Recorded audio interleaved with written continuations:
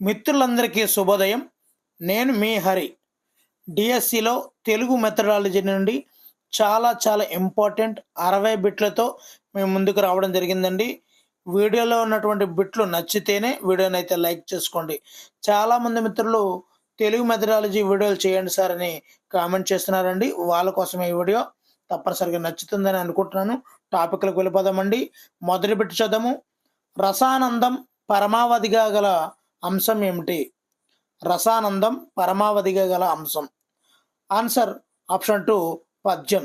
చాలామంది మిత్రులు ఆప్షన్లు అన్నీ కూడా చదవమంటున్నారండి. చివరిగా మీరు ఆన్సర్ రివీల్ చేయండి అంటున్నారు. కానీ ఇక్కడ టైం ల్యాగింగ్ అవుతుందనే ఉద్దేశంతో నేను ఆప్షన్స్ అయితే చదవడం లేదండి. డైరెక్ట్గా ఆన్సర్ని అయితే రివీల్ చేస్తున్నాను. మిత్రులు గమనించాలి. రెండవదండి, శక్తివంతమైనటువంటి భావములను సహజంగా ఉప్పొంగుటియే కవిత్వం అని అన్నది ఎవరు?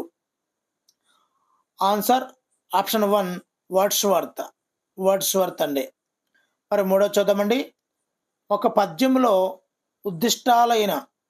ఉద్దిష్టాలైనటువంటి ఆవేశాలు మనలో తిరిగి మొలకెత్తితే గాని, ఆ భావానుభూతిని పొందితే గాని దాన్ని మనం అవగతం చేసుకున్నామనడానికి వీలు లేదు అన్నది ఎవరు?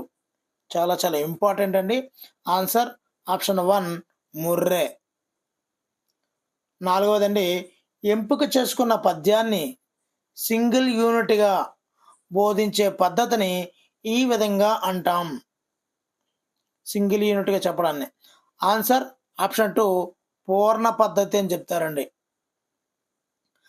ఐదవది, పద్యంలోని పాదాలను విడదీసి ప్రతి పదానికి అర్థం చెబుతూ వివరణ ఇస్తూ పద్య స్వరూప స్వభావాలను విడమర్చి చెప్పే పద్ధతిని ఏమంటారు?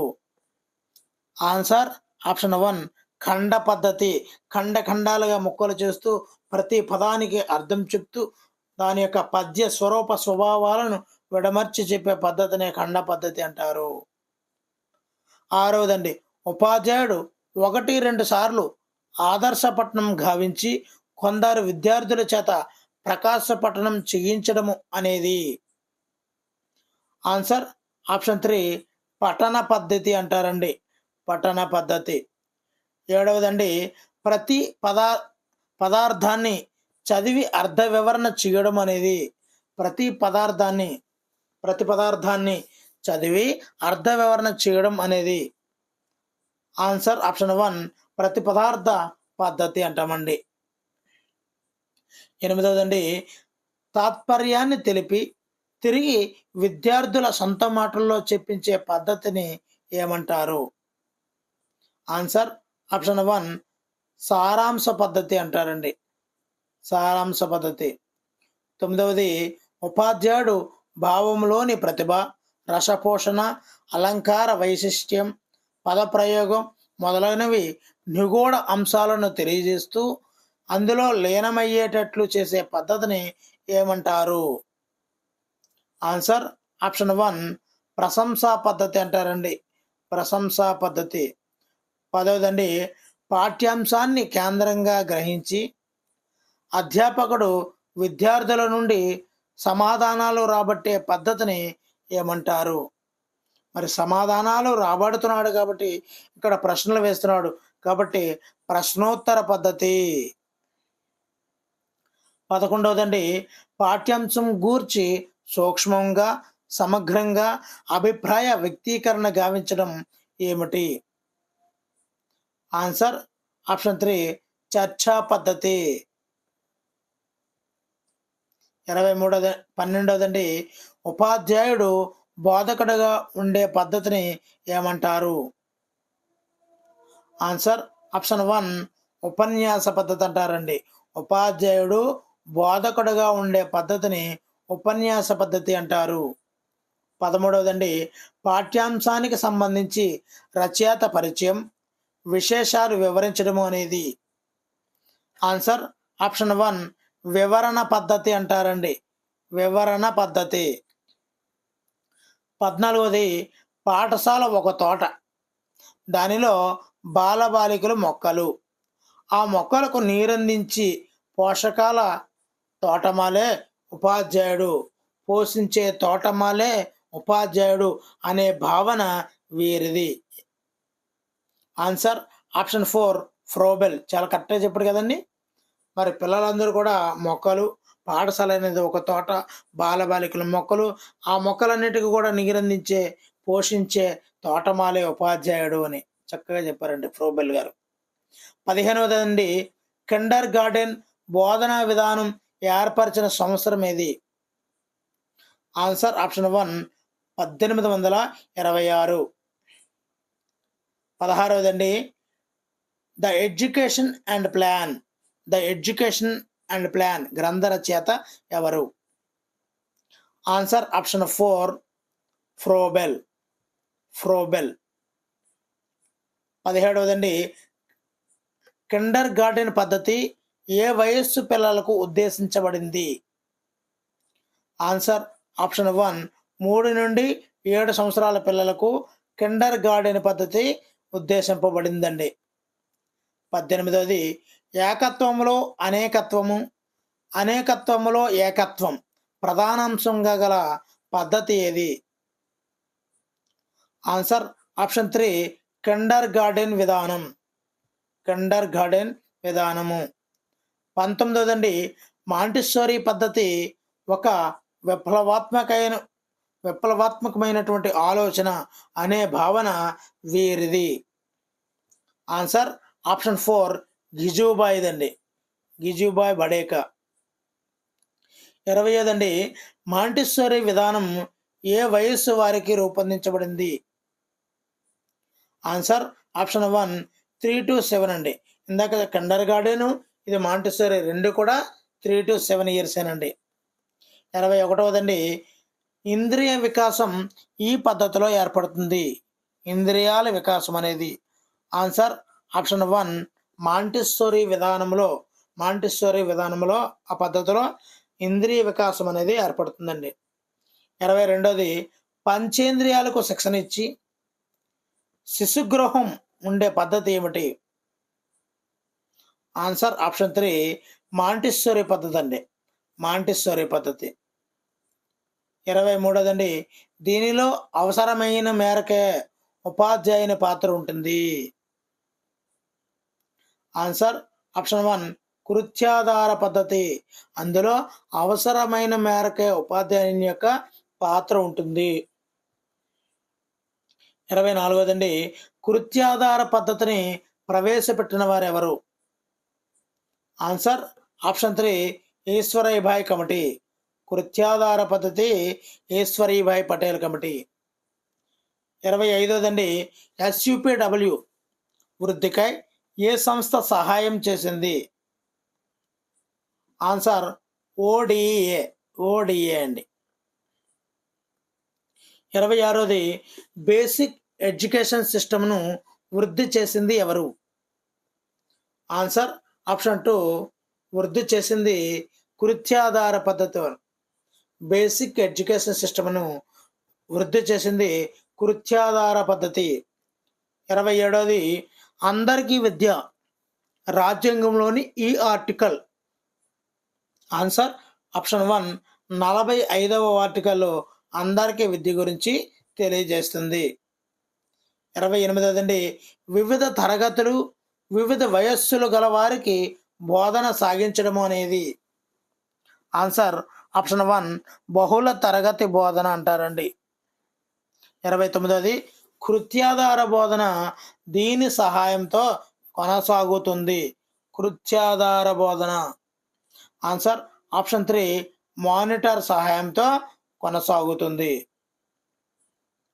30వదండి, కృత్యాధార బోధన పద్ధతిలో సమూహ, జట్టు కృత్యాలకు కేటాయింపబడినటువంటి సమయం ఎంత? ఆన్సర్ ఆప్షన్ 1 1 గంట లేక 60 నిమిషాలు. 31వదండి, ఆరోగ్య వ్యాయామ విద్యకు కేటాయించిన సమయం ఎంత? ఆరోగ్యము మరియు వ్యాయామ విద్యకు. ఆన్సర్ ఆప్షన్ 1 అరగంట. ఇక్కడ కృత్యాధార బోధన పద్ధతికి గంట, ఆరోగ్య వ్యాయామ విద్యకు అరగంట కేటాయించారండి. 32వది, భాషా బోధనకు కృత్యాధార బోధన కేటాయించిన సమయం? ఆన్సర్ ఆప్షన్ 3 90 నిమిషాలు, అంటే గంటన్నర. 33దండి, మొట్టమొదటిసారిగా అమెరికాలోని ఈ ప్రదేశంలో డాల్టన్ పద్ధతిని అమలు చేశారు. ఏ ప్రదేశంలో అమలు చేశారు? ఆన్సర్ ఆప్షన్ 4 డాల్టన్ ప్రదేశంలో అండి. 34ది,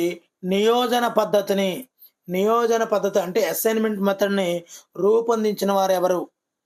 ఆన్సర్ ఆప్షన్ 1 పార్క్ హార్ట్స్ అండి.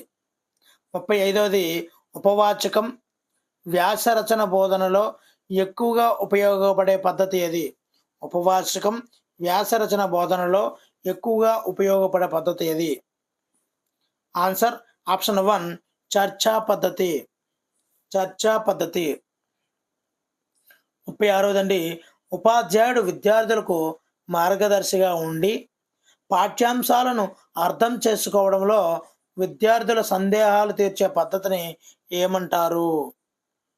ఆన్సర్ ఆప్షన్ 3 పర్యవేక్షణ పద్ధతి అంటారండి. పర్యవేక్షణ పద్ధతి. 37దండి, అభ్యసన ప్రక్రియను నిర్దేశించుటకు ఉపాధ్యాయులు అనుసరించే విధానమే పద్ధతి అన్నవారు ఎవరు? ఆన్సర్ ఆప్షన్ 2 వెస్లీ అండి. 38ది, ఉపన్యాసం ఒక బోధన విధాన శాస్త్ర పద్ధతి. ఉపన్యాసం అనేది ఒక బోధనా విధాన శాస్త్ర పద్ధతి అన్నవారు. Answer option 4 James. 39దండి, ఉపన్యాస ప్రదర్శన పద్ధతిలో రెండవ సోపానం ఏది? ఉపన్యాస ప్రదర్శన పద్ధతిలో రెండవ సోపానము ఉన్మీకీకరణం. 45దండి, విద్యార్థుల స్వయం కృషికి ప్రేరణిచ్చే పద్ధతిని ఏమంటాము? విద్యార్థుల స్వయం కృషికి ప్రేరణిచ్చే పద్ధతి.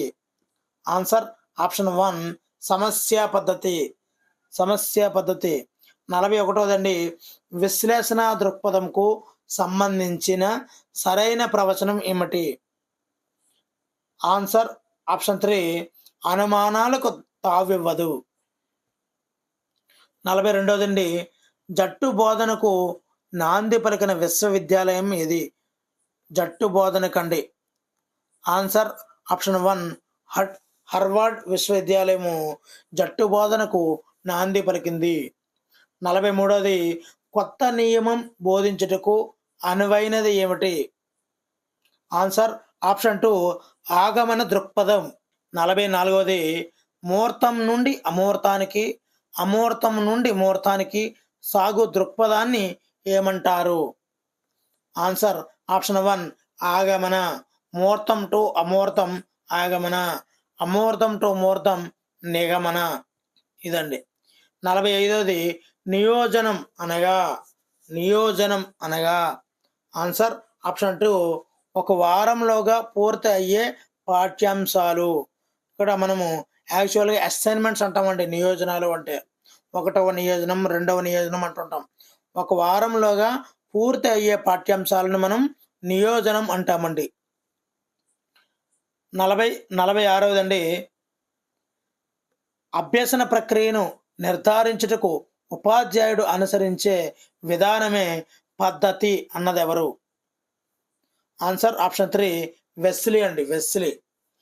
ఏం చెప్పాలంటే అభ్యసన ప్రక్రియను నిర్ధారించుటకు ఉపాధ్యాయుడు అనుసరించే విధానమే పద్ధతి అని చెప్పింది వెస్లీ గారండి. 47ది, వివేచనాపరుడైనటువంటి ఉపాధ్యాయుడు అన్ని పద్ధతులు తెలుసుకొని అనువైన దాన్ని ఎంపిక చేస్తాడు అని అనేవారు ఎవరు? Answer option 2 బైనింగ్. 48దండి, విద్యార్థుల ఏకాగ్రతను ప్రోత్సహించే పద్ధతి ఏమిటి? ఆన్సర్ ఆప్షన్ 3 ఉపన్యాస పద్ధతి. 49దండి, ఉపగమనం అనగా ఏమిటి? ఆన్సర్ ఏదో ఒక దానిని ఆదరించుట, నిర్వహించుట, దీనిని ఉపగమనం అంటారండి. 49ది, 55 అండి, ఉపాధ్యాయుడు బోధనా వ్యూహాలను దీని ఆధారంగా రూపొందించుకొనును. ఉపాధ్యాయుడి యొక్క బోధనా వ్యూహాలను దేని ఆధారంగా రూపొందించుకుంటారు? ఆన్సర్ ఆప్షన్ 3 ఉపగమనం ఆధారంగా. 51 బోధన ఉపగమనంలోని భావనలు. బోధన ఉపగమనంలోని భావనలు ఏమంటారు? ఆన్సర్ బోధకుడు, బోధనాంశం, బోధన వ్యూహం ఇవి అంటామండి. 52 విద్యా ప్రణాళికలో లక్ష్యాలను సాధించుటకు ఇది అవసరం. విద్యా ప్రణాళికలో లక్ష్యాలను సాధించుటకు ఇది అవసరం. ఆన్సర్ ఆప్షన్ 3 బోధనా వ్యూహం. 53 బోధనా సూత్రాలు ఎన్ని? బోధనా సూత్రాలు ఎన్ని? Answer option 2 6. బోధనా సూత్రాలు 6. 54 సులభం నుండి కష్టమైన దానికి అనేది ఒక సింపుల్ టు కాంప్లెక్స్ అనేది ఒక. ఆన్సర్ ఆప్షన్ 2 బోధన వ్యూహం అండి, బోధన వ్యూహం. 55 పాఠశాలలో అసెంబ్లీ నిర్వహించడము అనేది. ఆన్సర్ ఆప్షన్ 3 సహపాఠ్య కార్యక్రమం, సహపాఠ్య కార్యక్రమం. 56 ఒక క్రమానుగత తార్కిక అమరికను సూచించేది ఏమిటి? ఆన్సర్ ఆప్షన్ 2 పద్ధతి. ఒక క్రమానుగత తార్కిక అమరికను సూచించేది పద్ధతి. 57 ఉత్తమ ప్రణాళిక ఉత్తమ బోధనతో ఉపాధ్యాయునితో సజీవంగా ఉంటుందని భావించింది ఏమిటి? ఆన్సర్ ఆప్షన్ 4 సెకండరీ విద్యా కమిటీ. 58 అభ్యసన ప్రక్రియను నిర్దేశించుటకు ఉపాధ్యాయుడు అనుసరించే విధానమే పద్ధతి అని అన్నది ఎవరు? Answer option 2 Wesley. 59 ఇది పురాతన పద్ధతి. ఆన్సర్ ఉపన్యాస పద్ధతి అనేది పురాతనమైనటువంటి పద్ధతి. మరి ఇంకా 2 బిట్లు ఉన్నాయండి. వీడియోని అయితే చూస్తున్నారు మిత్రులు, లైక్ చేయడం లేదండి. మీరిచ్చే లైకే కామెంటే మాకు బహుమానాలండి. మేము మరేమీ ఆశించము. మీరు హ్యాపీగా డిఎస్సికి ప్రిపేర్ అవుతుంటే మీకు కావాల్సినటువంటి సిలబస్ ఏంటి కావాలి, మీకు ఏ వీడియోలు కావాలన్నది తెలియజేస్తే తప్పనిసరిగా ఆ వీడియోలు కూడా మేము పోస్ట్ చేస్తుంటామండి. మరి వీడియోలు నచ్చితే తప్పనిసరిగా లైక్ చేయడం మర్చిపోవద్దండి. మీరు ఇచ్చే లైకే కామెంటే మాకు బహుమానాలు. అదేవిధంగా ఈ వీడియోలు బాగుంటే తప్పనిసరిగా సబ్స్క్రైబ్ చేసుకోండి. 60 బిట్ చూద్దామండి. ఈ పద్ధతిలో భాషణం ద్వారా సమాచారాన్ని అందించే పద్ధతి ఏమిటి? ఆన్సర్ ఆప్షన్ 3 ఉపన్యాస పద్ధతి. చివరి బిట్ అండి. 61 విద్యార్థి సమయాన్ని పొదుపు చేయు పద్ధతి ఏమిటి? విద్యార్థి యొక్క సమయాన్ని పొదుపు చేయు పద్ధతి ఏమిటి? ఆన్సర్ తెలిస్తే తప్పనిసరిగా కామెంట్ చేయండి. Thank you for watching. Me Hari signing out.